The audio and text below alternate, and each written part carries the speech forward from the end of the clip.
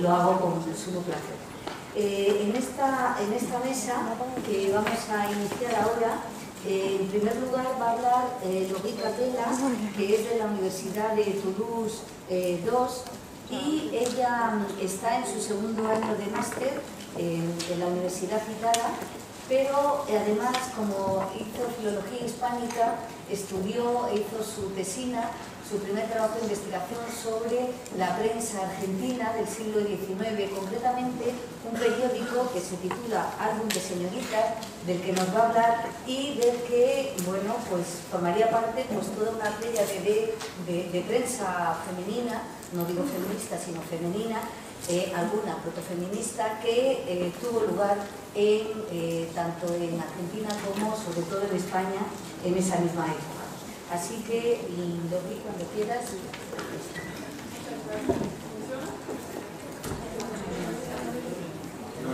Esto hay que apagarlo.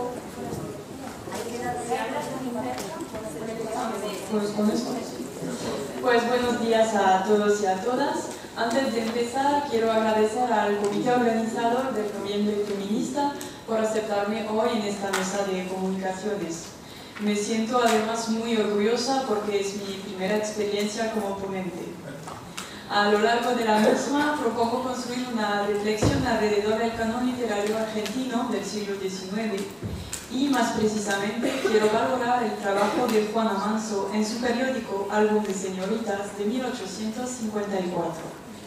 Mi trabajo se sitúa en el marco de los estudios de género y pretende recuperar y valorar una figura feminista esencial para la emancipación y la educación de las mujeres argentinas entre 1854 y 1875, año de su muerte. Primero os propondré un análisis del canon literario argentino hegemónico para entender los mecanismos que excluyen a las mujeres. Y luego os presentaré el trabajo de Juana Manso en su periódico para valorar sus estrategias para integrarse al modelo hegemónico y subvertirlo. Así, durante el siglo XIX, los cambios políticos propiciaron la instauración de las bases democráticas y el desarrollo cultural del país bajo la influencia de las luces francesas. Cualquier persona interesada en la historia argentina sabe que ese siglo fue un periodo de profundas mutaciones y transformaciones gracias a hombres políticos y literatos como Domingo Faustino Sarmiento, Juan Bautista Alberdi o Esteban Echeverría. Son nombres de personalidades siempre presentes en el discurso histórico hegemónico.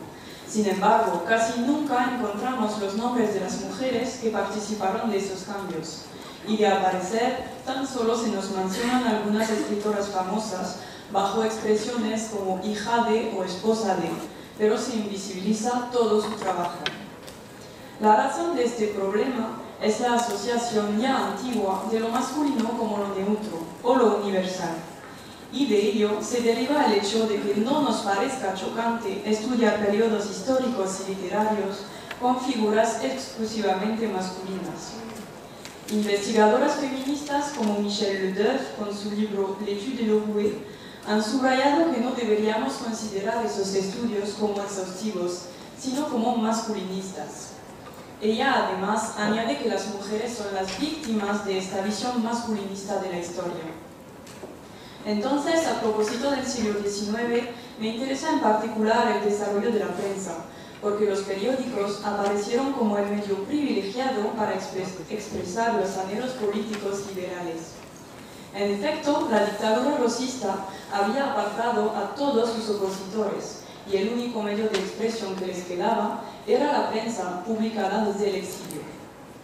En Historia del Periodismo Argentino, obra escrita por Juan Rómulo Fernández en 1943, encontramos alrededor de 80 páginas dedicadas a los hombres periodistas importantes y tan solo un micropárrafo para las mujeres. Además, cabe señalar que Fernández introduce el trabajo de esas mujeres con una frase reveladora. Dice, también cuadra consignar la actuación de la mujer en nuestro periodismo. Este adjetivo posesivo, nuestro, demuestra que la prensa aparecía como un medio propio de los hombres y la intervención de algunas mujeres era considerada como una anomalía. La prensa era presentada como un territorio masculino, público, y la exclusión de las mujeres era naturalizada por su pertenencia al espacio privado. En efecto, el programa político liberal daba gran importancia al rol de madres republicanas, o sea que las mujeres se veían recluidas en el ámbito y espacio de lo doméstico, destinadas a educar moralmente a los niños en acuerdo con los valores de la República. Era la primera vez que los políticos debatían e incluían a las mujeres en sus preocupaciones. Sin embargo, entendemos muy bien los límites de tal propuesta que naturaliza el rol de madre para las mujeres y las convierte en ciudadanas secundarias. Alberdi lo expresaba sin rodeos en el periódico iniciado en el 38. Decía, antes de ser ciudadana, tiene que ser mujer. La mujer no tiene personalidad social, es una faz del padre o del marido. Puede disponer de sí cuando ya nadie quiere disponer de ella. Ahora bien, la prensa feminista nació y se desarrolló principalmente en la segunda mitad del siglo XIX. Por lo menos 12 periódicos escritos por mujeres fueron publicados a lo largo del siglo. Aquí tenéis algunos títulos importantes. Más o menos desde los años 80, gracias al feminismo moderno, podemos encontrar estudios que tratan de esos periódicos y de esas mujeres que escribieron en ellos. Pensamos en Rosa Guerra, Eduarda Mansilla, Juana Manso, Juana Manuela Gorriti y muchas otras. Observamos un intento de renovación del canon literario con la integración de cada vez más mujeres que tuvieron que apropiarse de ciertas estrategias para difundir sus reivindicaciones feministas. Ahora, para recuperar y valorar una de esas figuras, voy a presentaros el trabajo de Juana Manso en su periódico. Juana Manso creció en una familia comprometida contra los federales y contra la dictadura rosista. Desarrolló muy pronto sus capacidades intelectuales, en particular con las lenguas y la escritura, lo que le permitió vincularse con la famosa generación del 37 e integrarse al grupo de los románticos liberales como Alberdi o Echeverría. También formó parte de los exiliados en 1840, cuando se fue a vivir con su familia en Chile, y ahí empezó su carrera de escritora y de maestra comprometida. Toda su vida se preocupó mucho por la educación de los niños y niñas, aspecto que constituyó uno de sus principales intereses y tema de combate, al lado de Sarmiento. Escribió también muchísimos artículos en distintos periódicos y creó el suyo en Buenos Aires en 1854. Así, el álbum de señoritas fue publicado solo 8 veces antes de desaparecer por falta de dinero de su directora. Solo 8 números, pero una riqueza de contenido inestimable. En efecto, Juana Manso se apropió de la escena de enunciación constitutiva del discurso liberal para legitimar su propio discurso y para matizarlo, tomando en consideración la cuestión de la condición de las mujeres. A lo largo de los artículos, reanudó las temáticas principales del discurso liberal, como la educación, la civilización y la ciudadanía, añadiendo siempre el papel primordial de las mujeres en la sociedad. Encontramos una gran variedad de artículos, todos suyos. Algunos denunciaban la política, la religión o la barbarie, otros trataban de medicina, de artes y de geografía. A veces usaba el pronombre nosotros para mostrar que compartía la autoría con los hombres políticos y literatos dominantes. Otras veces usaba el yo para integrar su propio pensamiento, en tanto como mujer y portavoz de su sexo. Insistía en la importancia para las mujeres de acceder a una educación completa para emanciparse de la dominación masculina. Quiero subrayar que el título del periódico, Álbum de Señoritas, no permitía imaginar tal vehemencia de tono, ya que se integraba en la tradición de las publicaciones femeninas con temas frívolos. Por ejemplo, elegí una cita que me parece resumir muy bien la lucha feminista de Juana Manso. Dice, la sociedad es el hombre, él solo ha escrito las leyes de los pueblos, sus códigos, por consiguiente ha reservado toda la supremacía para sí. El círculo que traza en derredor de la mujer es estrecho, inultrapasable. Lo que en ella clasifica de crimen, en él lo atribuye a debilidad humana, de manera que, aislada a la mujer en medio de su propia familia, de aquella de que Dios la hizo parte integrante, segregada de todas las cuestiones vitales de la humanidad por considerarse la fracción más débil, son con todo obligadas a ser ellas las fuertes y ellas, en punto a tentaciones, son la fragilidad individualizada en hombre. No podemos negar la fuerza de esta declaración que encontramos en el primer número del periódico. A pesar del poder subversivo de su discurso, no encontramos a Juana Manso en el canon literario hegemónico. Los hombres que escribieron y siguen escribiendo la historia no la consideraron como escritora autónoma, sino que hablaron de ella solo como amiga y apoyo de Sarmiento, el gran hombre del siglo. Entonces me gustaría entrar mucho más en detalle en el periódico de Juana Manso, pero he intentado resumir de la mejor manera posible los retos de su publicación. Esta mujer formó parte de los grandes cambios de la historia, sobre todo años después, con todo lo relacionado con las leyes educativas, y esto es mi trabajo para la tesis de este año. Sin embargo, poca gente la conoce y pocos jóvenes la estudian. Es una prueba más, si la necesitamos, de la visión masculinista de la transmisión de los saberes y de la herencia cultural. Muchas gracias.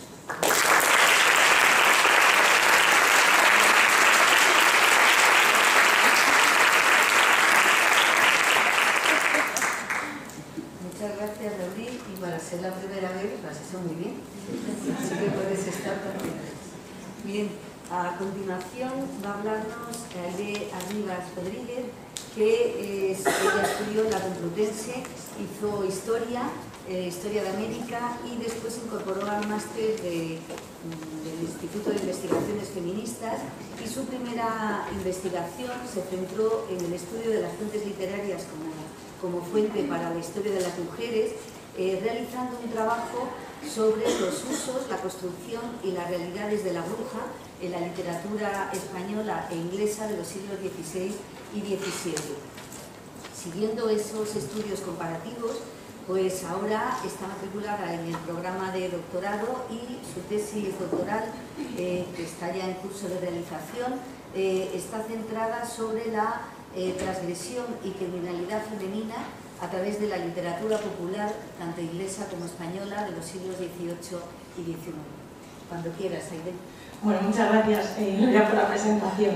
Buenos días a todas y a todos, y bueno, buenas tardes ya. Es para mí un placer poder formar parte de esta mesa y tener a estas compañeras.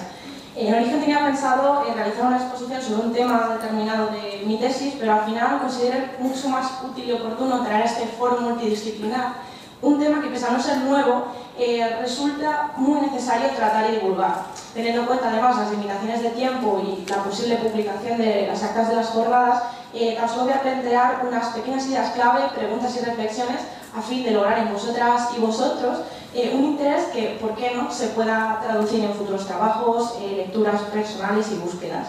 Mi intervención girará en torno a tres ejes principales. En primer lugar, explicaré los principales retos que nos plantea el estudio histórico de las lesbianas, sobre todo para periodos históricos anteriores al siglo XIX. Seguidamente, expondré una breve síntesis sobre la evolución historiográfica que han vivido los estudios centrados en esta temática, incidiendo fundamentalmente en aquellos que, con pretensión universalizadora, excluían y excluyen del discurso histórico a las lesbianas, para pasar finalmente a plantear una reflexión personal sobre las consecuencias políticas que se desprenden de algunas de las cuestiones que iré planteando.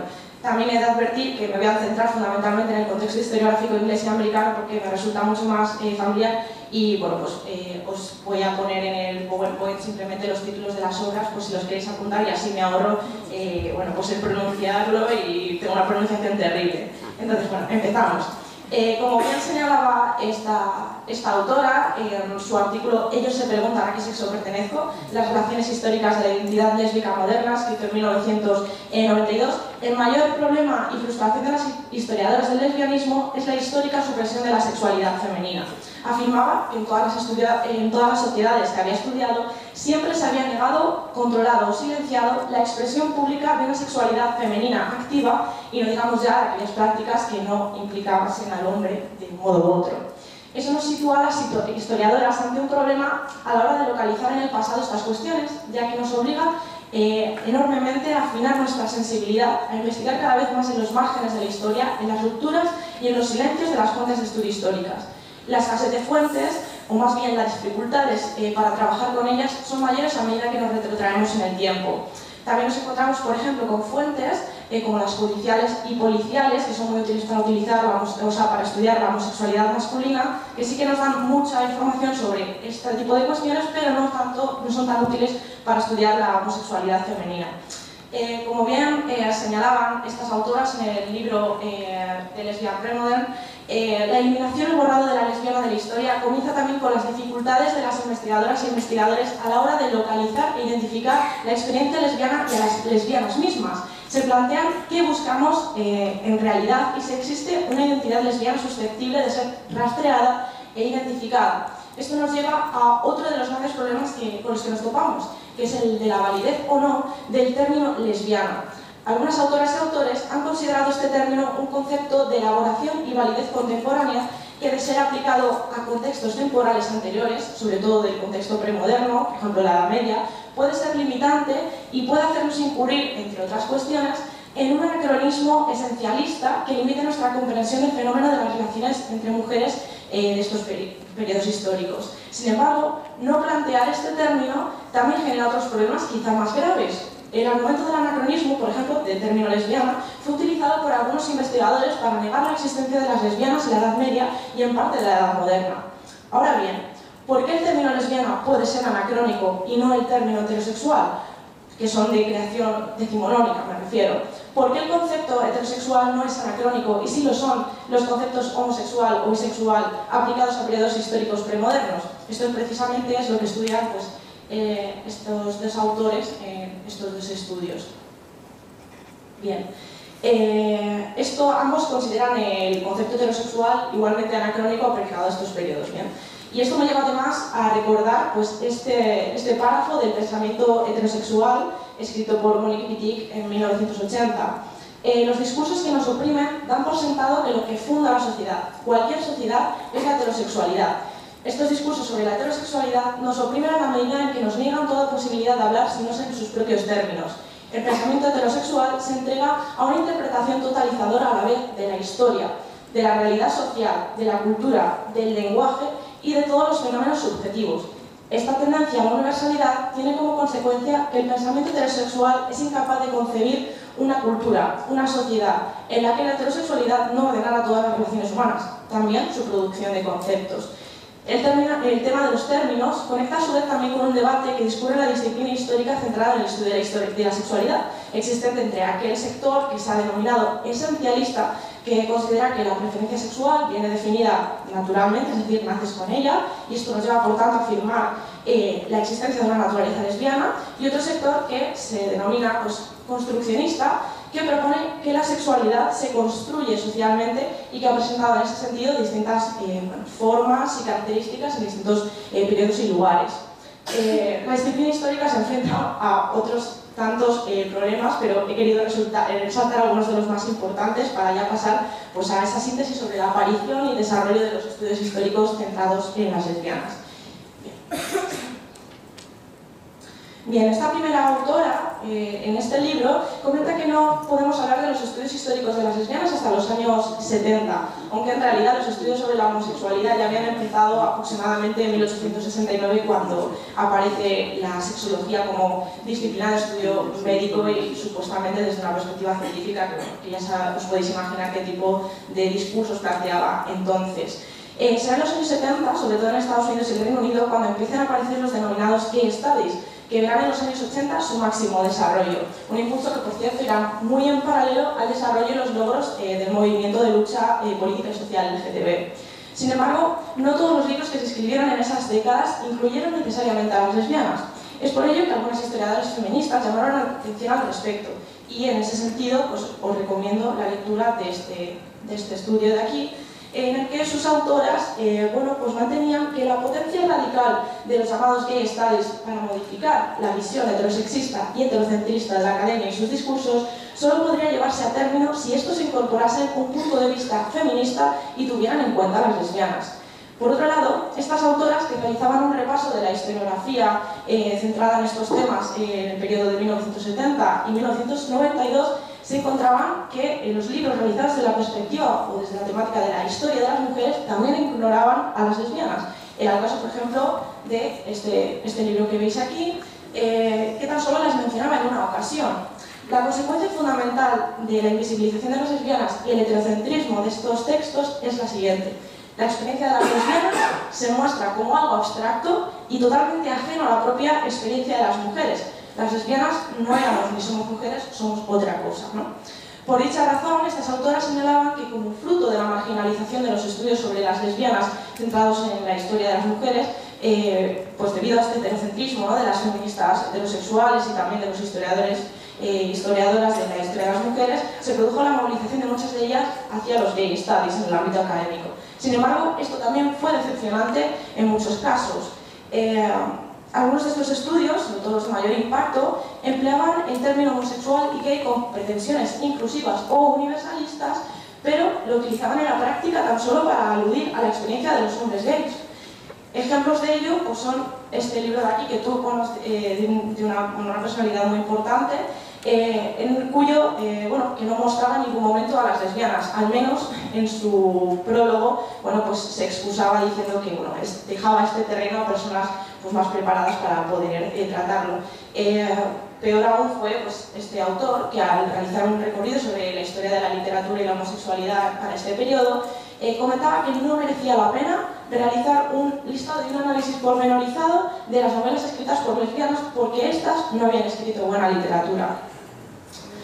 Bueno, además muchas veces nos encontramos con que cada vez que son nombradas las lesbianas en los estudios históricos siempre son nombradas de manera bastante anecdótica, y esto es incurrir en un verdadero reduccionismo absoluto, ¿no? Me voy quedando sin tiempo, entonces voy a pegar un pequeño salto temporal y diré que pues, la incorporación de la perspectiva queer al estudio de la historia nos ha proporcionado muchísimos beneficios, sobre todo, por ejemplo, para estudiar fenómenos como el travestismo y otras cuestiones. Sin embargo, como la Yaska, que la tengo aquí, creo, apuntada, esta autora de aquí, pues a veces se utiliza de forma bastante acrítica este término, y a veces lo que ocurre, por ejemplo, en los estudios sobre la Edad Media, cuando se aplica el término queer, se emplea sobre todo para hacer referencia a experiencias relacionadas con el hombre de una manera directa o indirecta. Entonces ella dice, cuando el término queer es empleado para borrar, ignorar, rechazar o velar el término lesbiana, se convierte partícipe en una dinámica de poder y colonización que tiene como consecuencia, irónicamente, la instauración de un logos falológico posmoderno.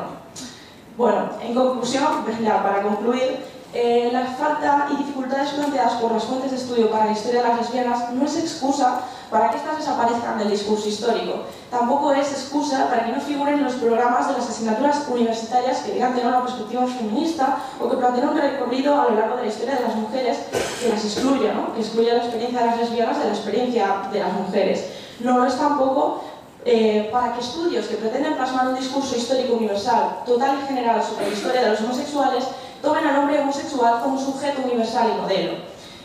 Sus estrategias de socialización, su supervivencia y ocultación, su persecución y criminalización, su lucha individual y organizada ha de ser plasmada en el discurso histórico. Walter Benjamin, en su quinta tesis de filosofía de la historia, planteaba lo siguiente: la verdadera imagen del pasado transcurre rápidamente. Al pasado solo puede retenérselo en cuanto a imagen que relampaguea, para nunca más ser vista, en el instante de su cognoscibilidad. Por lo tanto, cada imagen del pasado que no sea reconocida por el presente y no se convierta en objeto de preocupación e interés, amenaza con desaparecer de manera irreparable e irremediable. Si algo se ha proclamado desde el feminismo, es que lo que no se nombra no existe. Desde la disciplina histórica debemos procurar centrar nuestro interés para llenar estos espacios vacíos en la historia, organizarnos muchísimo más en grupos de investigación centrados exclusivamente en esta temática específica, compartir nuestras investigaciones, atrevernos a conocer pese a los enormes retos que nos plantean las fuentes y a presionar institucionalmente para que se incluyan estas cuestiones en los programas de estudio. Y con ello termino. Solo así podremos ser verdaderamente diligentes y demostrar que verdaderamente las historiadoras e historiadores tenemos una funcionalidad social muy importante en el presente, pues con la divulgación de nuestras investigaciones y la generación de un discurso histórico verdaderamente crítico podemos ayudar al empoderamiento de las lesbianas, como se ha hecho con el resto de mujeres en general durante décadas de trabajo desde la historia de las mujeres, y ayudar así a instaurar un nuevo orden social en el que podamos hablar ya de igualdad real y normalización de las diversidades sexuales. Muchas gracias.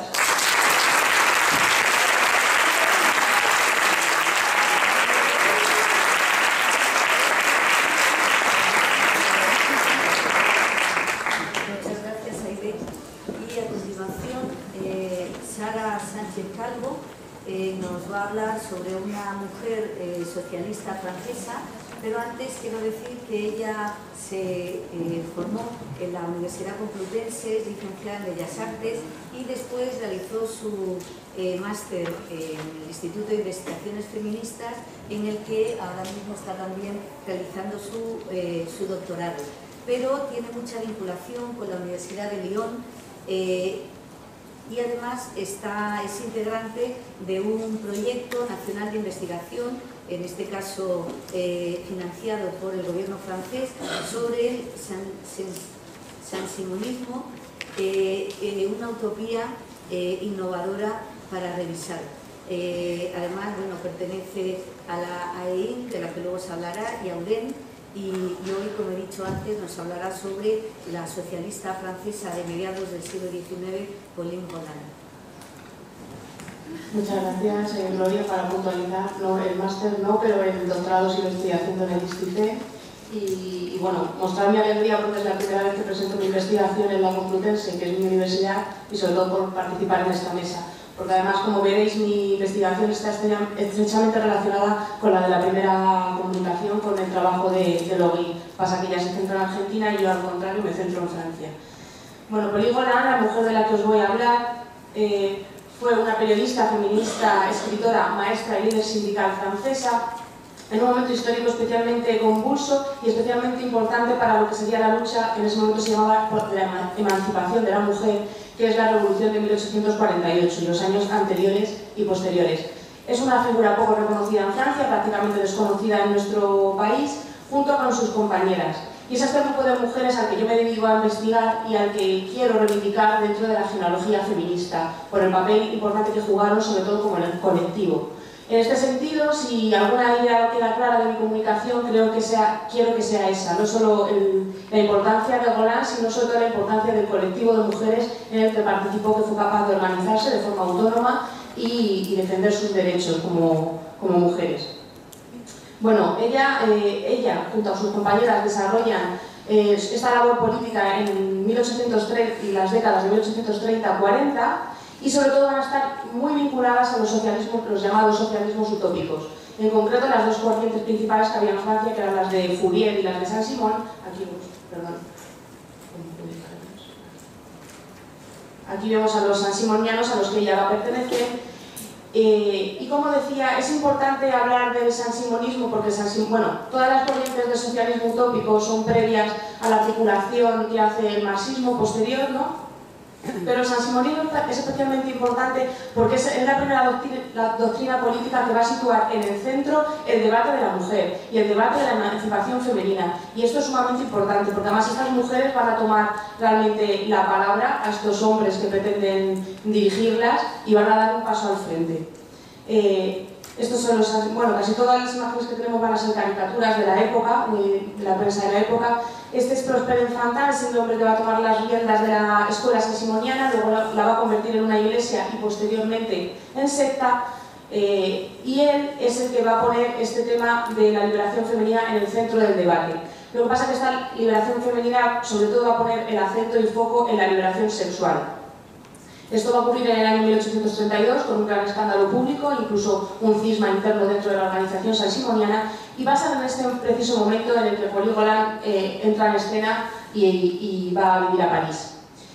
Roland es hija de una familia trabajadora, pero su madre va a llegar a ser jefa de la oficina de correos de la zona, lo que le va a permitir dar a sus hijas cierta educación. Esta educación estaba intentando compensar la falta de dote que van a tener. Precisamente el profesor que va a tener Pauline es un joven saint-simoniano y a través de él ella se va a acercar a esta nueva doctrina, una doctrina que estaba intentando ya intentar que ese capitalismo tan brutal que ya se estaba desarrollando con la revolución industrial no fuera así, porque ellos consideraban que la revolución industrial podía tener otra forma de hacer las cosas y conseguir una paz social y de una forma un tanto utópica, una distribución de la riqueza. No hay que olvidar también que esta corriente de pensamiento tenía un fuerte carácter religioso y cristiano, a veces difícil de entender desde nuestro punto de vista, pero nunca van a separar su cristianismo de a la vez su deseo de igualdad y de su deseo de liberación del cuerpo o liberación carnal. Siguiendo estos ideales que a ella la apasionan, va a llegar a París en 1832, en este momento.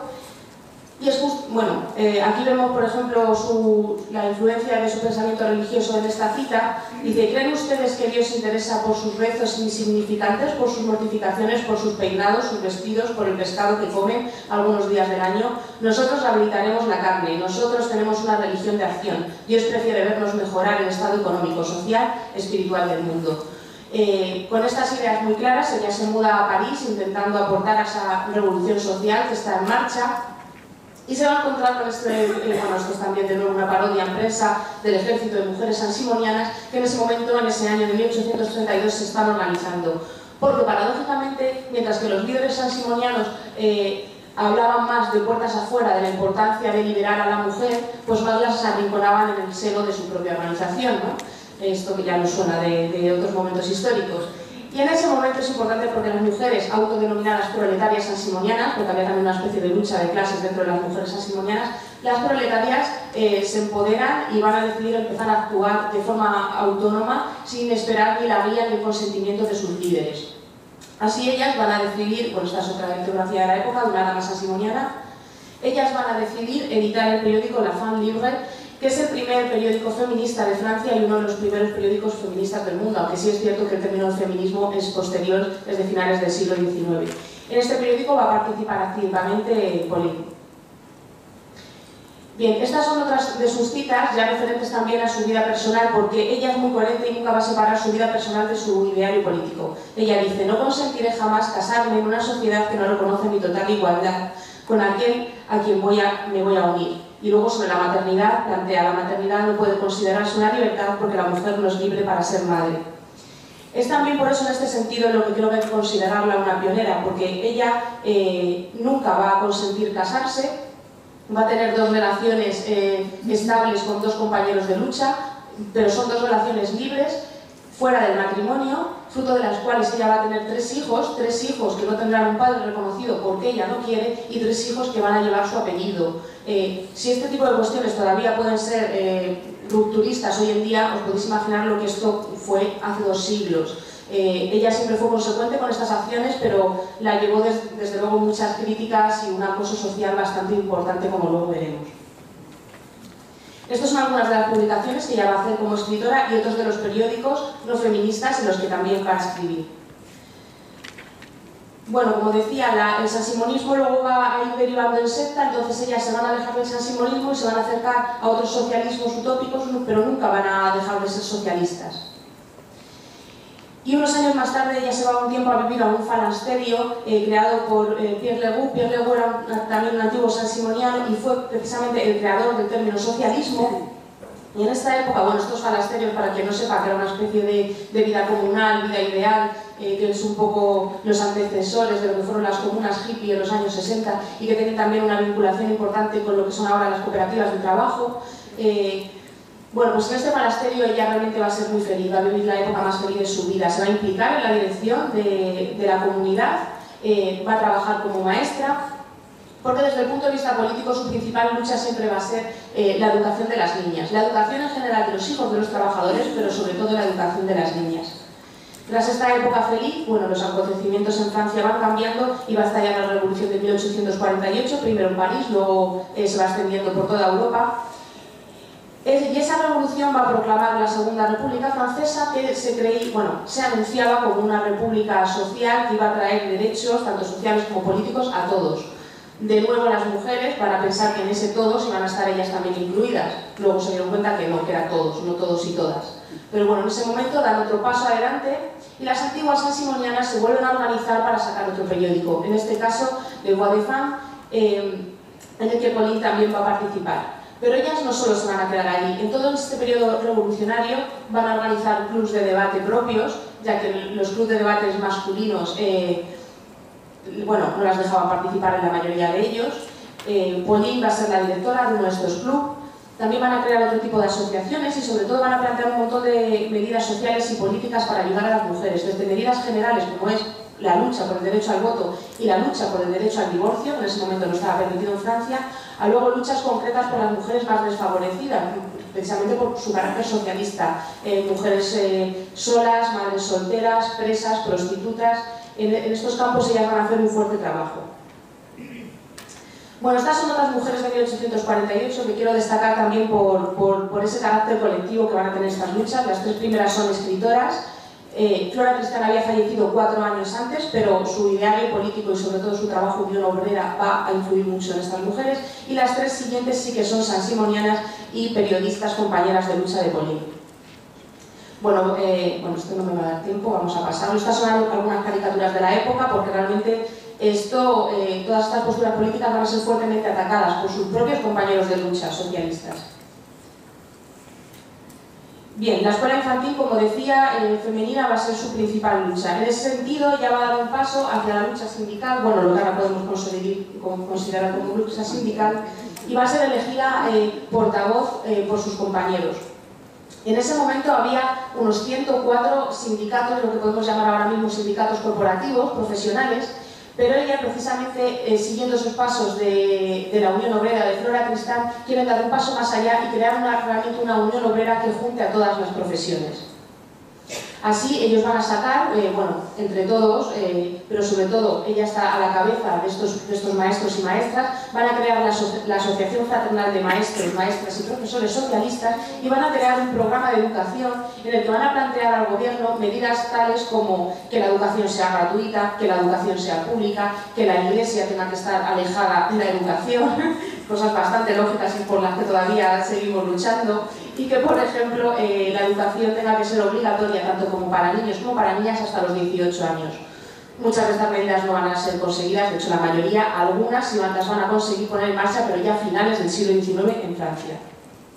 Esta es Unión Obrera, que es la obra de Flora Tristán que les va a servir de ejemplo. Y bueno, pues todas estas cuestiones lo que van a hacer es acabar con ella en prisión. Esta unión de trabajadores va a ser ilegalizada, se va a empezar a considerar una organización secreta. Esto va a hacer que 50 de sus miembros sean llevados a juicio.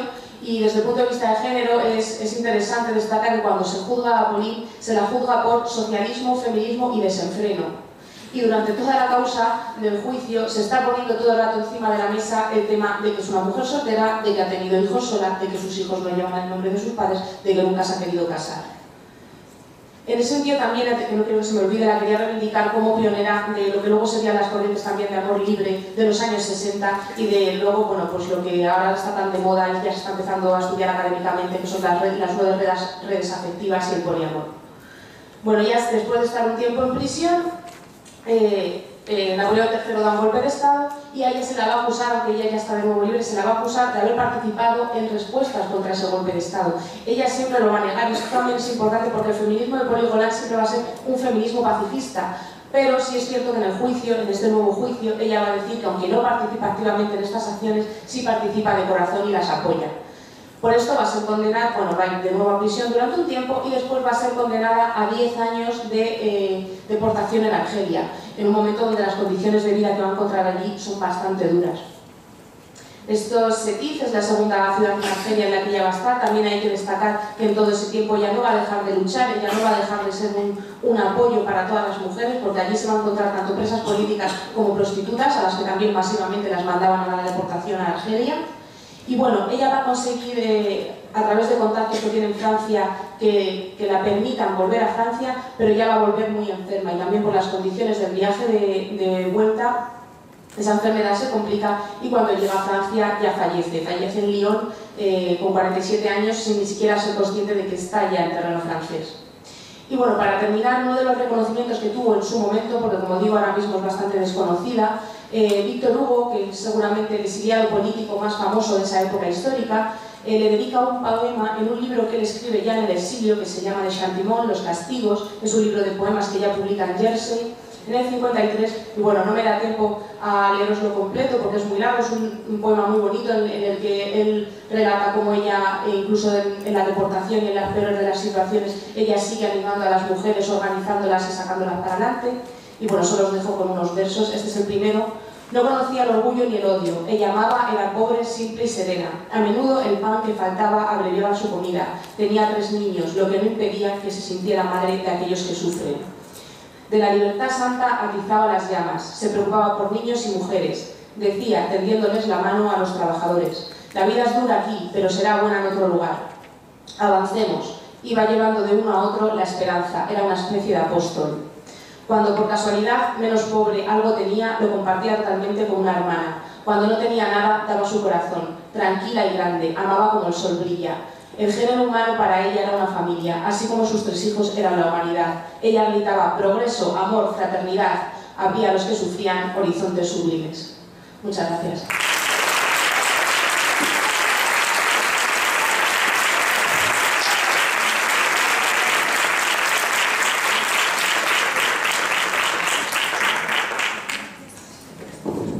Muchas gracias, Sara. Y de una militante socialista y feminista francesa a una escritora española que nos va a presentar Irene Muñoz Cerezo, estudiante de la Universidad Complutense, donde hizo sus estudios en Filología Hispánica. Ha estado vinculada al Departamento de Literatura Española como becaria de colaboración y en la actualidad es becaria predoctoral de Mineco y está realizando su tesis sobre el personaje sobre el cual nos va a hablar María Teresa León. Muchas gracias. Bueno, antes de comenzar, dar las gracias al comité organizador por organizar unas jornadas tan necesarias e enriquecedoras como estas y al comité científico por permitirme participar en ellas. Bien, en la creación literaria de la escritora María Teresa León, perteneciente a la generación del 27, la maternidad se presenta como uno de los elementos principales que participan de la construcción de la identidad femenina. María Teresa fue una mujer adelantada a su tiempo, aunque desde la perspectiva actual nos pueda parecer que se ve en ella cierto tradicionalismo, en lo que destaca su actitud hacia el ejercicio de la maternidad, pues consideraba la maternidad inherente a la naturaleza de la mujer.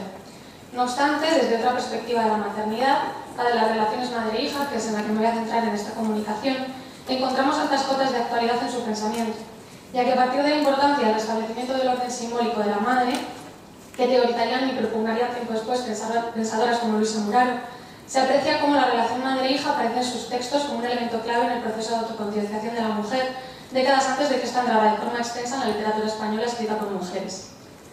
La relación madre-hija, como digo, ha sido señalada en múltiples ocasiones como una relación clave en el proceso de autoconcienciación femenino. En María Teresa León resulta imprescindible la evolución de esta relación, que en su caso va desde la tirantez y casi ausente relación a una ulterior comprensión e incluso admiración hacia su progenitora. En la literatura española actual, en la literatura femenina, esta relación ha cobrado una gran importancia.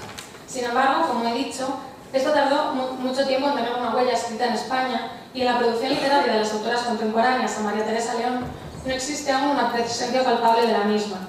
De modo que en la época parece un tema casi exclusivo de esta autora, quien lo trata además en diferentes textos, especialmente aquellos que son de carácter más íntimo y reflexivo. Además, las ideas que la autora refleja en su progresión de la relación con su madre se adelantan algunas de las aportaciones de las autoras de la literatura y el feminismo posteriores. En este sentido, Puertas Moya señala la aparición de esta interpretación de las reacciones de identidad y de diferencia con la madre como un rasgo de modernidad en María Teresa León. La falta de saber amar provocada por la ruptura de la relación madre-hija de la que habla la filósofa Luisa Muraro se acusa especialmente a María Teresa León, que en su obra autobiográfica, Memoria de la Melancolía, publicada en 1970, se dirige directamente a su madre como interlocutora de sus pensamientos para explicar la relación que mantuvo con ella. De este modo, la relación de la autora con su madre y también con su abuela se convierte en uno de los temas fundamentales de sus memorias. Además, el reflejo de su relación con su propia madre se manifiesta en sus textos en una progresión de la ausencia de la madre a la denuncia de la ruptura del vínculo madre-hija. No obstante, esta progresión no sucede en un estricto orden cronológico, de manera que encontramos textos tardíos en los que sigue mostrándose una relación madre-hija de una manera problemática, pero ya con un enfoque muy diferente. Es el caso, por ejemplo, del cuento Cabeza de Ajo, incluido en las peregrinaciones de Teresa, una colección de cuentos de 1950, en que la escritora muestra una conflictiva relación materno-filial para evidenciar su sinsentido. De toda su producción literaria, únicamente En Cuentos para Soñar, una colección de 1928, se encuentran referencias unívocamente positivas de la madre desde la perspectiva de la hija, de manera que supone la excepción a la mala relación entre madre e hija. En esta obra, la madre no aparece cargada de un signo de negatividad, sino que es mirada por la hija desde un punto de vista más tierno y con una proyección heroica. La perspectiva positiva que tiene la hija de la madre en este cuento, que es el primer volumen publicado por la autora, se corresponde con su relación con sus hijos y la visión que quiere que estos tengan de sí misma, en lugar de... por lo cual se corresponde con su relación con sus hijos y no con su relación con su madre. María Teresa parece aquí querer guiar a los hijos hacia una visión muy determinada de la madre, buscando una respuesta muy diferente a la que su madre había obtenido de ella, ya que todavía por aquellos momentos mantenía con su madre una mala relación. Por el contrario, en su segundo libro de cuentos, La Bella del Mal Amor, de 1930, donde ya tenemos la perspectiva de la madre que tiene María Teresa León como hija, la madre aparece ya problematizada y en muchos casos está completamente ausente, o su presencia es tan tenue que equivale apenas a una ausencia. En todos estos cuentos, las mujeres viven una compleja relación con las mujeres de su alrededor, lo que se potencia además por la inexistencia de la presencia materna, la cual es muy significativa en un volumen que pilota principalmente alrededor de dos temas que son la maternidad y el matrimonio. La falta de una presencia materna condiciona el desarrollo vital de los personajes femeninos, que entre otras cosas no tienen un espejo en el que mirarse, lo que en algunos de los cuentos lleva incluso a la perdición de la mujer. Se muestran así las repercusiones que tienen en las hijas las rupturas de los lazos con la madre, que no disponen de un modelo previo de mujer y se ven arrastradas por distintos condicionamientos sociales. Un paso más allá, en esta compleja relación, se sitúa el cuento Flor del Norte, de la colección Rosa Gil, La patinadora de la luna, de 1934. En este cuento, María Teresa León nos muestra una Blancanieves que ya no es la niña angelical del cuento original, sino que es una mujer que ha reaccionado frente al orden simbólico del patriarcado y que se niega a asumir el lugar que éste le asigna en el mundo. Como en el cuento original, la figura de la madre es sustituida por la de la madrastra. Sin embargo, frente a que se trata de una madrastra y no de una madre, el problema que se plantea, la relación entre madre e hija, continúa siendo el mismo, ya que desde los propios cuentos tradicionales, madre y madrastra aparecen relacionadas. Pero pese a todo, esta Blancanieves se revela no tanto frente a su propia madre, madrastra, como frente al propio sistema social que la oprime, de modo que para ella fumar y pintarse las uñas son dos formas de mostrar su disconformidad frente al mundo. Un punto de inflexión en el desarrollo literario de las relaciones madre-hija en la obra de María Teresa León lo constituye El perfume de mi madre era el heliotropo, de la colección Morirás lejos, publicada en 1942, cuento en el que se muestra con intensidad el conflicto de la hija con la madre, pero en el que encontramos una actitud muy diferente respecto a la desunión materno-filial, ya que llega a producirse por primera vez el reencuentro con la madre, que ayuda a la hija a alcanzar la madurez y a reconciliarse a su vez consigo misma. En este cuento, Isabel, la protagonista, se debate en un enfrentamiento entre la madre biológica, aquella que ya no está pero que tampoco desempeñó su papel como madre cuando estaba viva, y la madre que siente como verdadera, la tata María, que la ha cuidado y la sigue cuidando. La tensión entre las dos figuras maternas provoca en Isabel la búsqueda permanente de la madre imaginaria, en palabras de Elena Stablier, hasta que se produce la reconciliación con la madre biológica que permite a Isabel asumir a la sustituta como madre real por medio del ejercicio de la maternidad que ha llevado a cabo con ella. Tras esta reunión con la madre, posteriormente llegará la crítica hacia la ruptura de la relación entre la hija y la madre en el ya citado cuento Cabeza de Ajo, de la colección Las peregrinaciones de Teresa, en el que María Teresa León presenta a dos mujeres, madre e hija, que nada tienen que ver la una con la otra y que viven una relación en que la protagonista, Teresa, padece por la presencia de su opresiva madre. La suya es además una relación egoísta, así como una relación basada en la rigidez y en el temor, pues Teresa siente miedo de ser descubierta por su madre cuando abre la puerta a un soldado herido estando ella sola, ya que con esto ha permitido la violación del espacio virginal sagrado que es su alcoba. Pero lo más devastador y paradójico del cuento es que finalmente se descubre que el mayor problema existente entre esta madre y esta hija es la incomunicación, pues realmente su madre no es como Teresa pensaba y en lugar de mostrar la reacción esperada por esta, acepta con alivio que su hija le diga desde su alcoba que está con su amante. Con la paradoja de estos dos seres que sufren una gran desconexión pese a la dolorosa cercanía física, María Teresa León evidencia la necesidad de recuperar el vínculo madre-hija, algo que para cuando escribió estos cuentos ya había conseguido para sí, pues tras la ruptura con todo su mundo que conllevó la separación de su primer marido, alcanzó una nueva y revivificada relación con su madre.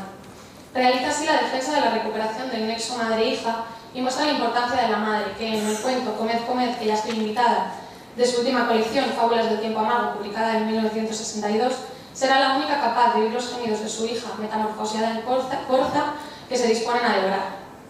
Para concluir la comunicación, me gustaría apuntar que en conexión con esta perspectiva de la maternidad se encuentra el tema de la relación de la mujer con las demás mujeres, ya que en muchos casos los protagonistas de los cuentos de María Teresa León sufren la imposibilidad de crear vínculos con otras mujeres y de comprenderse a sí mismas como consecuencia de la mala o ausente relación con la madre, de manera que ésta condiciona sus vidas.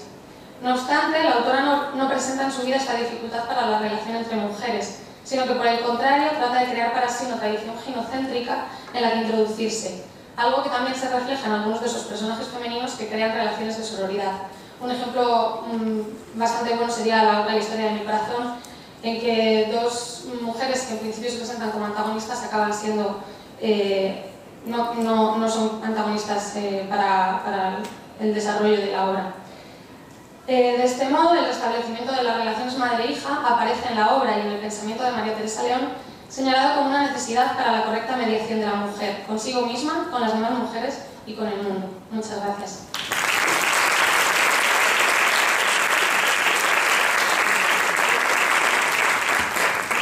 Muchas gracias, Irene. Y a continuación, María Curros Ferro nos va a hablar sobre otra mujer conocida, pero no suficientemente, como es María de Maeztu. Y María Curros es licenciada en Filología Hispánica y Gallega por la Universidad de Santiago de Compostela. Hizo su máster en Pensamiento Español e Iberoamericano por la Universidad Complutense de Madrid y desde el año 14 es profesora visitante de lengua gallega en la Universidad de Granada, pero realiza su doctorado en la Facultad de Filosofía de la Universidad Complutense con una tesis precisamente sobre la figura que hoy nos va a presentar.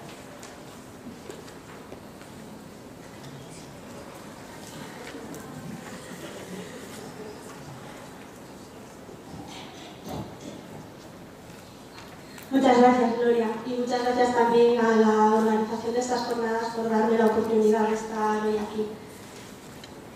Bien, voy a pasar a leer mi intervención para tener más tiempo del que dispongo. Primero de todo, me gustaría señalar que hay una errata en el título. El título de mi comunicación es el ideal femenino, la invisibilización de la Residencia Internacional de Señoritas de Madrid. Lo tenéis ahí en el PowerPoint. Hace poco más de 100 años que se ponía en funcionamiento el centro que había de cambiar el rumbo de muchas mujeres españolas, la Residencia de Señoritas. Gracias a este centro, las vidas de nuestras congéneres iban a dar un giro de 180 grados.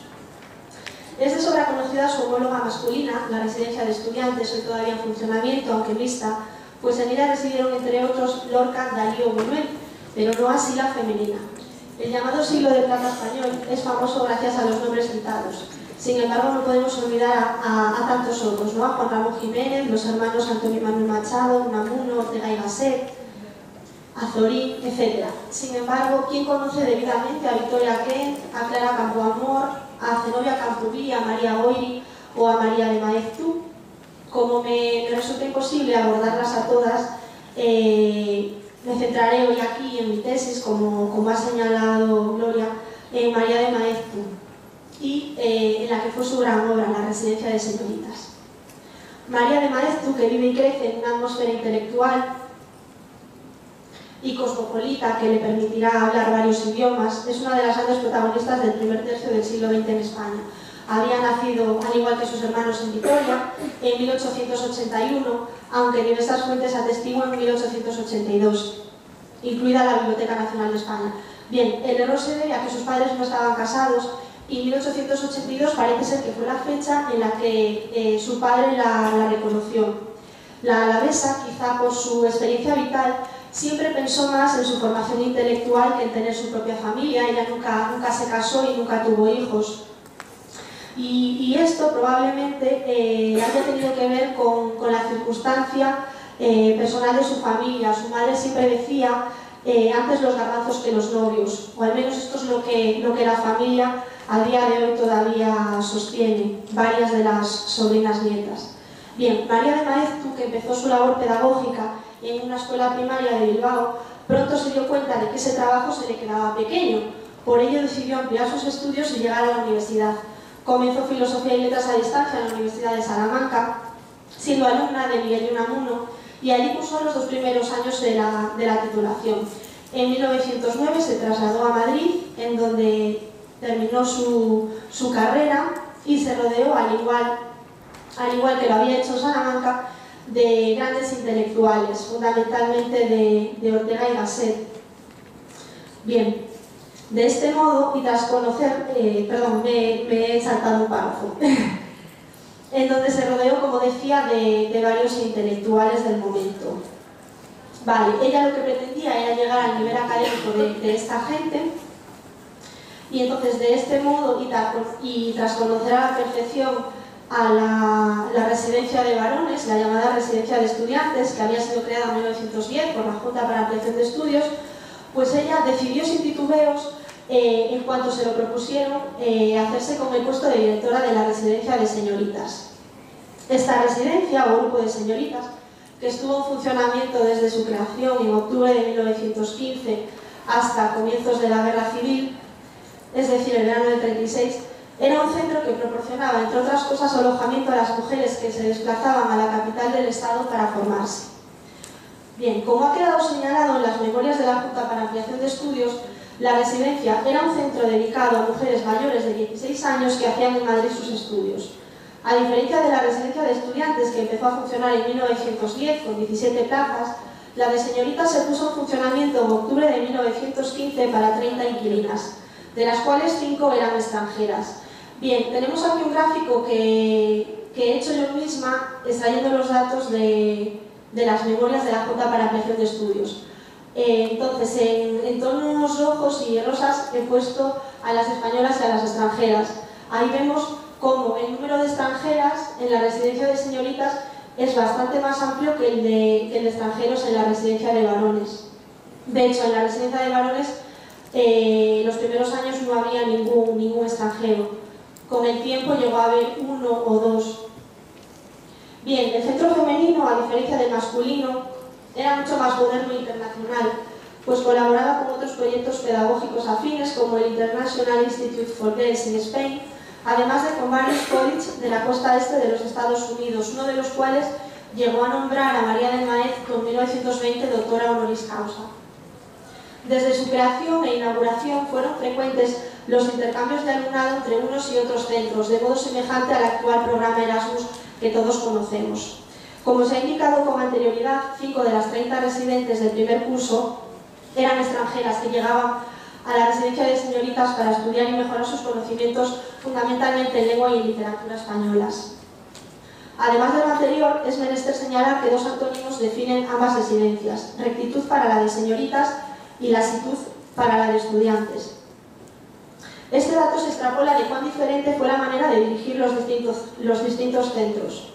María de Maeztu, la tenemos ahí en la fotografía, impartiendo clase, era apodada María la Brava por sus alumnas. Parece ser que era una persona muy recta y su puesto de directora, además de directora exigente, tenía mucho que ver con distintas cuestiones. Ella tutorizaba a sus estudiantes y no consentía que suspendiesen. Les daba, digamos, una nota de atención y en el momento en el que ellas no seguían correctamente sus estudios eran expulsadas del centro, algo que no ocurría en la residencia de varones. De hecho, parece ser que los hombres, aunque suspendiesen de manera reiterada y no llegasen a finalizar sus estudios, en ningún momento se les expulsaba. Bien, se ha mencionado el año de creación de la residencia de señoritas, pero todavía no se ha aludido al porqué de su fundación ni a la finalidad de la misma. Su directora, como hemos dicho desde el comienzo hasta el declive forzoso, ha sido María de Maeztu. Pues bien, María de Maeztu se dejó llevar por su propia vida y decidió aceptar el puesto de directora de la residencia de señoritas, entre otras cuestiones por sus propias circunstancias personales. Cito: me alojaba en una casa de huéspedes de la calle de Carretas, donde pagaba un duro, pero allí no había manera de estudiar. Voces, riñas, chinches, discusiones y un sinfín de ruidos de la calle me impedían dedicarme al trabajo. Comprendía que no habría muchacha de provincias que se decidiera a estudiar en la universidad a costa de aquello, y se me ocurrió que a las futuras intelectuales había que proporcionarles un hogar limpio, cómodo y cordial. Fin de cita. Como vemos, María de Maeztu reivindicaba, al igual que el resto de pioneras de su época, que la mujer tuviese las mismas oportunidades culturales que el varón. Esta vitoriana representó a principios del siglo pasado un tipo nuevo de mujer, una mujer dueña de sí misma y de su propia vida, con una actividad profesional y social propia. Además, recuérdese que su labor de dirección en la residencia de señoritas se complementaba con la enseñanza, pues a diario ella impartía clases, conferencias o trabajos de seminario, como la lectura y comentario de obras clásicas. Entre otras cuestiones, ella también era conferenciante, a menudo viajaba por Europa e incluso por América, impartiendo conferencias varias, algunas de ellas sobre Clara Campoamor. En fin, también tradujo del alemán y del inglés. Ella era bilingüe, bueno, más que bilingüe, políglota, hablaba inglés, francés y español, y con el tiempo llegó a aprender alemán. De hecho, estuvo en Alemania estudiando lo que hoy sería pues un Erasmus. Bien. En la residencia de señoritas había un gran interés por la formación de las alumnas extranjeras, como hemos dicho, eran varias, en algunos cursos incluso un número cuantioso. Estas extranjeras a menudo eran estadounidenses, aquí enseñaban no solo inglés, sino que colaboraban de alguna manera con la residencia, pues enseñando a jugar al tenis. En fin, pensemos que a principios del siglo XX era algo no muy habitual en España. Puesto que en este centro se perseguía el acceso de la mujer a los estudios superiores, se crearon becas para aquellas estudiantes con pocos recursos pero con vocación por el estudio. La ayuda rondaba las 75 pesetas mensuales y a cambio de este dinero las residentes colaboraban con algún trabajo o función para beneficio de la residencia. Las primeras becas comenzaron en el curso 1916-17 y finalizaron en el 26-27 por falta de fondos de la Junta para Ampliación de Estudios. De la misma manera que había estudiantes extranjeras que llegaban a España y que estudiaban aquí y se alojaban en la residencia de señoritas, también algunas españolas se intercambiaban, ¿no? y estudiaban en los colleges de Estados Unidos impartiendo clases de español. Era su manera de colaborar y de dar las gracias, ¿no? por haber sido acogidas. Con el fin de sumar sabiduría y conocimiento a las alumnas, se propuso la organización y difusión de conferencias en la propia residencia. Algunas de estas conferencias eran públicas, otras privadas, pero en cualquier caso contaban con los mejores intelectuales del momento, algunos de los cuales fueron Bartolomé Cosío, Clara Campoamor, Valle Inclán, Victoria Ocampo, por citar solamente un número pequeño de ellos. Bien, por todo lo anterior y para ir terminando, me gustaría decir que con esta comunicación y con mi tesis quiero dar a conocer la labor social de María de Maeztu y en general de la residencia de señoritas, por lo que he dicho antes, porque considero que se las debe conocer y que a día de hoy en general poco sabemos de ellas, al igual que de las otras mujeres que he citado antes, María Goiri o Zenobia Camprubí. En general solemos conocerlas por ser la mujer de, la hija de, pero no por ellas mismas. Y nada, esto es todo. Muchas gracias.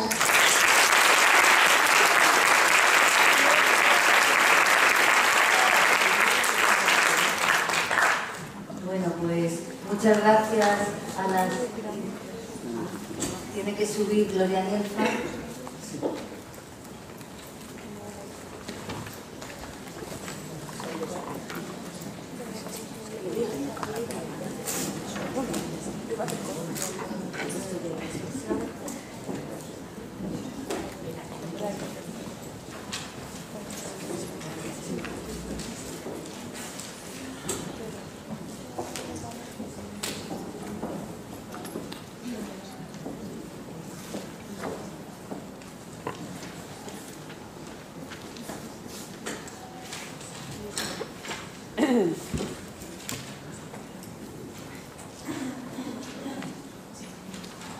Buenos días. Bueno, yo quiero agradecer a la organización de las jornadas Noviembre Feminista que me han propuesto que hable aquí de AIM. AIM, como sabéis, es la Asociación Española de Investigación en Historia de las Mujeres. AIM tiene una página web, aim.org, donde podéis encontrar la información sobre todo lo que hace esta organización. El origen de AEIN está en que a finales de los años 80, bueno, como existe la Federación Internacional de Centros de Investigación en Historia de las Mujeres, la FICIM, pues mujeres de esta organización contactaron con Merinas y Merinas se propuso crear en España una comisión española de esa Federación Internacional de Historia de las Mujeres. Para esto, pues Merinas contactó con historiadoras de distintas universidades españolas y se creó esa comisión española de la Federación Internacional de Centros de Investigación en Historia de las Mujeres, que ya, por ejemplo, en el Congreso Internacional de Ciencias Históricas que se celebró en Madrid en 1990, que fue en la Facultad de Medicina, pues organizamos desde esa comisión una jornada que se dedicó a los ciclos de vida de las mujeres y que luego, bueno, algunos de los trabajos que se presentaron ahí pues aparecieron publicados en la revista Arenal, que se creó después. Bueno, pero entonces lo que quería decir es que esta Comisión Española de la Federación Internacional de Centros de Investigación en Historia de las Mujeres pues acabó convirtiéndose en una asociación, no ya en la comisión de la Federación Internacional. Se han mantenido los contactos con la Federación Internacional, evidentemente, pero ya se creó una asociación española de investigación en historia de las mujeres, que es AEIN, y que es la que estáis viendo. Y bueno, pues actualmente la Junta Directiva de AEIN está presidida por Ángela Muñoz. Ángela Muñoz es una historiadora, actualmente profesora titular de la Universidad de Castilla-La Mancha y que ha pertenecido al Instituto de Investigaciones Feministas desde hace muchos años. Entonces, la última renovación que ha habido de la Junta de AEIN, pues Ángela Muñoz ha pasado a ser la presidenta de AEIN, como digo. Ha habido muchas presidentas. AEIN es una asociación que ha sabido renovarse muy bien. La primera presidenta fue Merinas, pero ahí han pasado por la presidencia pues, personas como Cristina Segura, como Rosa Cid, como Gloria Franco, como Cristina Borderías, Pilar Pérez Fuentes, Amparo Pedregal, que se nos murió el año pasado, Enar Gallego y actualmente, como digo, Ángela Muñoz. No sé si me he dejado alguna, creo que no. Bueno, de todas formas, ahí, por ejemplo, como AEIN ha cumplido ahora sus 25 años, pues ha hecho un vídeo precioso sobre la historia de la asociación, que está colocado también en la web. Ay, Maribel del Val, de Valladolid, de Historia Medieval, tratando de decir a todas, me dejaba alguna. Bueno, entonces, vamos, si he querido nombrar a las distintas presidentas es porque me parece, desde mi punto de vista, AEIN ha sido una asociación modélica en eso, en saber renovarse. O sea, hay asociaciones donde la gente que está en una junta directiva se eterniza, y yo creo que AEIN lo ha sabido hacer muy bien. Y esa renovación pues es una riqueza para una asociación, porque en este momento pues son ya muchísimas las socias y últimamente también socios que han pasado por la junta directiva de AEIN. Y eso es una riqueza, eso supone, claro, pues distintas maneras de hacer, distintos puntos de vista, y todo eso, pues ya digo, yo creo que es un caudal enorme para AEIN. Entonces, bueno, pues no sé si queréis que hable un poco más o queréis hacer alguna pregunta. AEIN en este momento ha organizado ya 18 coloquios internacionales. En los primeros tiempos de su vida, pues se hacía un coloquio internacional cada año. Luego fue en la presidencia de Cristina Borderías cuando se pasó a una fórmula distinta en la que el coloquio internacional con ponencias y comunicaciones se hace cada 2 años, y en el año intermedio se hace un seminario de tipo metodológico. Entonces ya los seminarios se celebran en Madrid, en el local del Consejo Superior de Investigaciones Científicas. Los coloquios se celebran cada año en un sitio, en las distintas universidades españolas. Ahora precisamente hemos tenido muy recientemente el 18º coloquio, que ha sido en Zaragoza, en la Universidad de Zaragoza, y bueno, pues es una asociación, como os digo, muy viva, y desde luego a la que os invito a participar, a todas las personas que queráis, que tengáis relación con la historia, con la Echadeza de la Historia.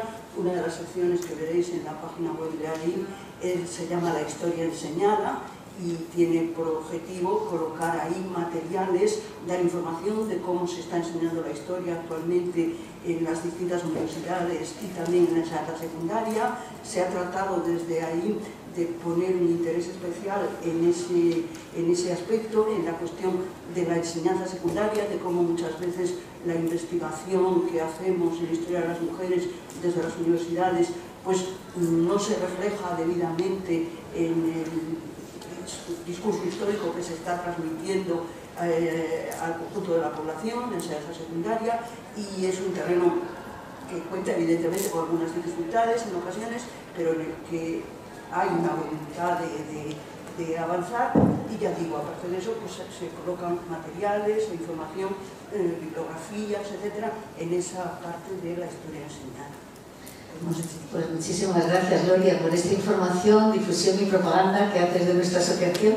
Y ahora vamos a pasar al debate, así que, bueno, pues después de estas muy interesantes intervenciones, yo creo que ha podido quedar en el tablero alguna pregunta que quiera hacer alguien. Por favor, me levanta la mano.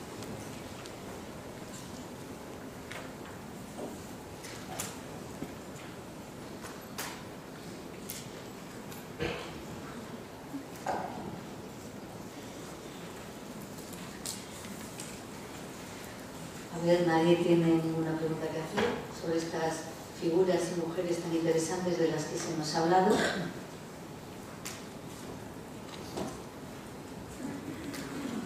Bueno, mi pregunta, yo he hecho antes mi comunicación, pero como tiene mucha relevancia con lo que ha estado contando Aide, pues también has estado hablando de la historiografía de la lesbiana y que esta batuta que sigue estando más o menos oculta, y has comentado las publicaciones de muchas académicas que son bastante relevantes, y también quería comentar que estaría en consonancia con tu comunicación y también con la mía, serían los estudios de Judith o Jack Halberstam, que también hablas precisamente sobre la lesbiana y sobre la ausencia de la lesbiana en la teoría queer y en los estudios de la homosexualidad. Esto funciona así. Bueno, pues yo me apunto esto y muchísimas gracias por esta, ¿sabes?, por esta sugerencia, y yo intentaré incorporarla también a mis próximos estudios e investigaciones. Muchas gracias, Alberto.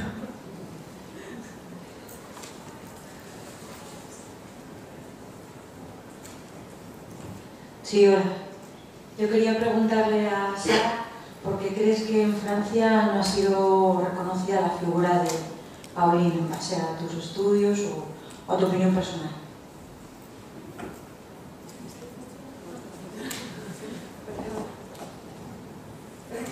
Hombre, yo creo que por lo mismo que en España no se reconoce a las luchadoras y a las feministas que tenemos en nuestro país por aquello que se llama patriarcado. Entonces, bueno, estas mujeres ya en su día fueron muy atacadas e intentaban ser silenciadas continuamente, y luego a lo largo de la historia pues ha sido mucho más fácil sepultarlas, ¿no? Sí es verdad que en el caso de las ansimonianas y de las mujeres francesas del siglo XIX fue muy importante que Francia fuera uno de los focos de la segunda ola del feminismo, porque en esa segunda ola hizo que muchas jóvenes revolucionarias pasaron ya a ser profesoras universitarias y doctorandas, y fueron ellas precisamente las que hicieron su propio trabajo de investigación y sacaron a flote a estas mujeres, pero desde mediados del XIX, pues hasta los años 70, 80 del siglo XX habían estado totalmente olvidadas. Y bueno, pues por lo mismo que nos pasa aquí, ¿no? Porque es mucho más fácil y al final siempre lo masculino pesa más. Pero gracias por la pregunta.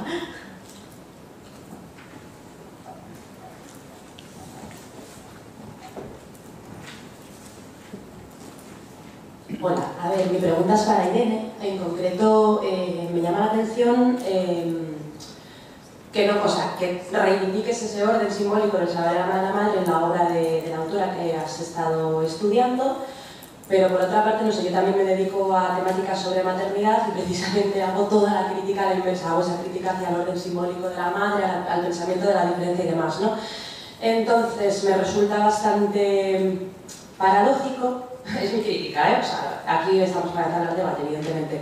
Me resulta paradójica la idea de reivindicarse siempre desde el orden simbólico de la madre, desde esta cuestión que, o sea, desde la idea de la que hablabas de que estas mujeres, de los cuentos de la autora en concreto, se basan siempre en que la idea de reafirmarse es mediante sus madres, ¿no? Pero entonces, claro, yo ahí recuerdo a Lidia Chirino cuando nos habla de que mejor estamos huérfanas en este aspecto, ¿no? Porque si siempre estamos basándonos en la identidad femenina a través de la maternidad, de el saberse, amarse entre madres, entre mujeres, etcétera, etcétera, que tiene sus partes positivas, por otra parte yo creo que está recalcando exactamente esa identidad femenina que el propio patriarcado nos está diciendo que tenemos que construir para nosotras mismas, ¿no?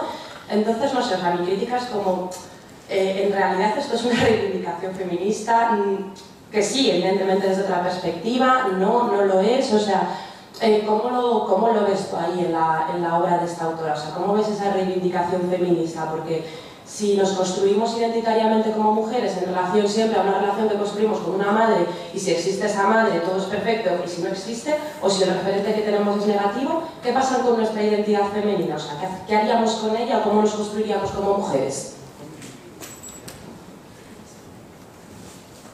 Bueno, muchas gracias por la pregunta.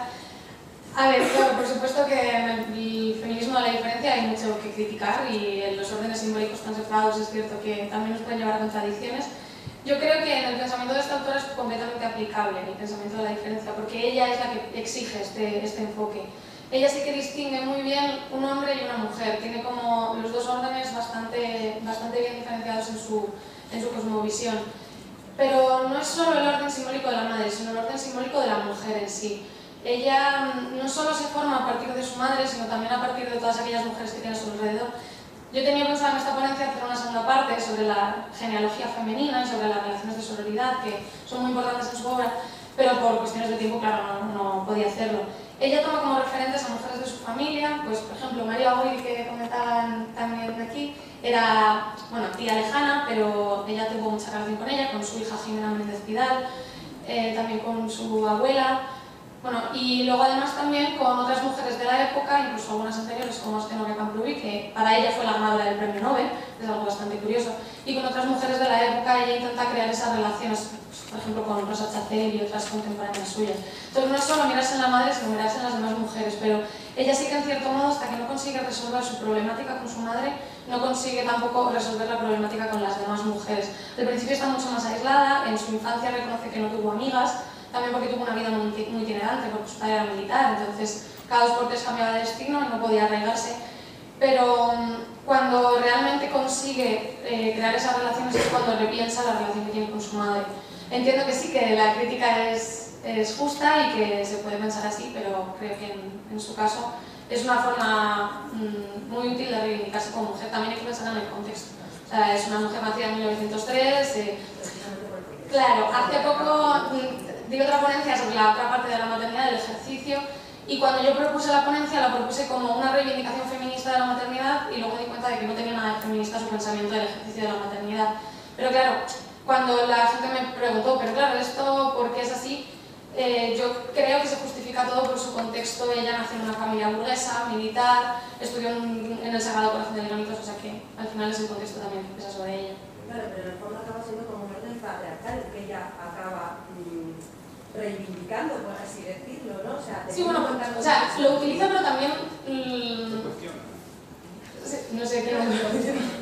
Claro, utiliza el orden patriarcal en el que ella ha crecido y se ha educado para hacer pequeñas subversiones y para cambiarlo en cierto modo, porque luego ella en su vida fue muy activa y desempeñó cargos muy importantes. Y sí que hay alguna confrontación entre vida y obra, pero tiene otros temas en los que es mucho más rupturista y en los que se reivindica mucho. Por ejemplo, ella reivindicó el aborto, no tanto en referencia a España, porque claro, fue un tema muy complicado, pero apoyaba la legalización del aborto en Rusia, la legalización del aborto en China, apoya el estatus social que han conseguido las mujeres rusas tras la revolución, que ella pensaba que habían conseguido llegar a la igualdad de género. O sea, un poco subviertes. Yo tengo una pregunta para Logui, ya que su investigación tiene tanto que ver con la mía y me ha gustado tanto su trabajo, y precisamente por el marco de nuestras jornadas, que es tejer redes, ¿hasta qué punto tú crees que es importante si las mujeres argentinas de las que tú hablas tenían enlaces internacionales con otras mujeres que daban la lucha en otros países? ¿Esa influencia podía venir a través de libros o fue una lucha autóctona? Porque, por ejemplo, y ya aprovecho porque se me ha olvidado comentar que las mujeres de las que yo he hablado, Poli Golan, cuando está en la cárcel, por ejemplo, está vinculada y está dando su apoyo a las activistas feministas norteamericanas que habían hecho la Seneca Falls. Entonces ahí es súper importante, ya me parece, aparte de la sororidad, cómo se están tejiendo redes internacionales en este feminismo del 19, y saber tú si en tu caso argentino había algo parecido. Pues gracias por la pregunta. Sí, claro, Juana Manso fue amiga de varias maestras norteamericanas, pero intentó difundir sus reivindicaciones solo dentro del continente americano, porque las ideas de las luces francesas, con Jean-Jacques Rousseau y otros más, no quería aplicar esas ideas en Argentina o en América, porque se había dado cuenta de que la Revolución Francesa no había funcionado para las mujeres y quería aplicar otros métodos.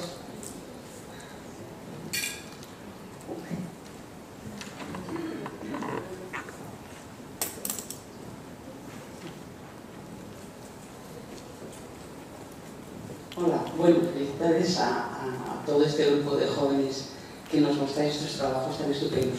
Es que leyendo uno de los textos sobre Juana Manso que se ha expuesto, se me ha ocurrido que hay un tema que quizás deberíamos investigar un poco, y solamente es una sugerencia, que es, dice, lo que en ella clasifica de crimen, él lo atribuye a la debilidad humana, de manera que aislada la mujer, segrega en medio de su propia familia, de aquella de que Dios la hizo parte integrante, y a continuación dice, segregada de todas las cuestiones vitales de la humanidad por considerarse la facción más débil.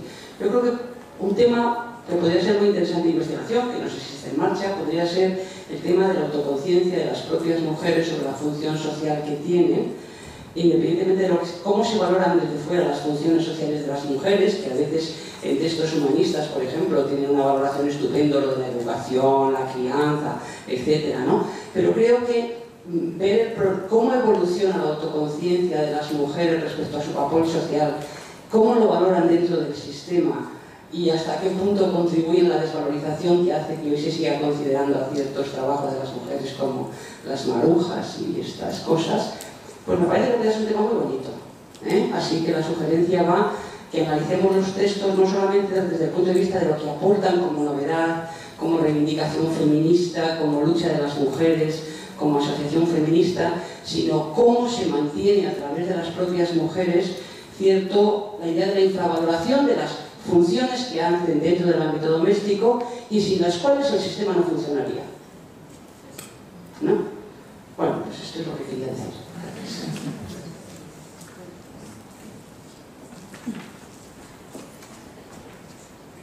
Bueno, pues yo creo que ya que no hay ninguna mano levantada y el tiempo apremia... Ah, perdón. Pero sea breve, por favor, tenemos que iniciar ya la mesa. Bien, buenas tardes. En primer lugar, de verdad me siento completamente satisfecho y a gusto. Yo vengo de Venezuela y de verdad me satisface el nivel con el cual han abordado las diferentes temáticas. Y quería rápidamente, por un tema de lo simbólico del mismo lenguaje, no sé si a tono de sugerencia o para saber la opinión de ustedes, cuando nosotros hablamos del tema de reivindicación, a mí en lo particular me gusta hablar un poco más, en vez de reivindicación, de vindicación, y leyendo un poco lo que dice el concepto propiamente de reivindicar, al final hace referencia reclamar con vehemencia y firmeza una cosa a la que tiene derecho y la cual ha sido desposeído o está amenazado de serlo. Entonces, un tanto hablando de lo que siempre se ha dicho de que las mujeres nunca han tenido, de que las mujeres nunca han sido, respecto a la lucha de todos estos derechos, entendiendo como todas estas categorías, como todos estos elementos pudiendo ser estudiados en la categoría jurídica, cultural, social. Entonces, mi pregunta o sugerencia es lo siguiente: ¿por qué hablar de reivindicación y no de vindicación de derechos? Tal y cual como lo propuso Mary Wollstonecraft en su momento. Gracias.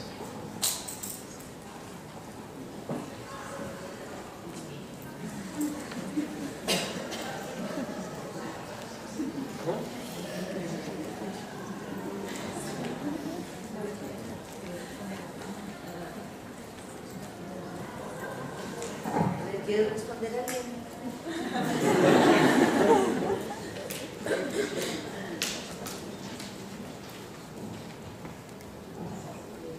Creo que en la historia de la lucha feminista ha habido momentos para vindicar y para reivindicar.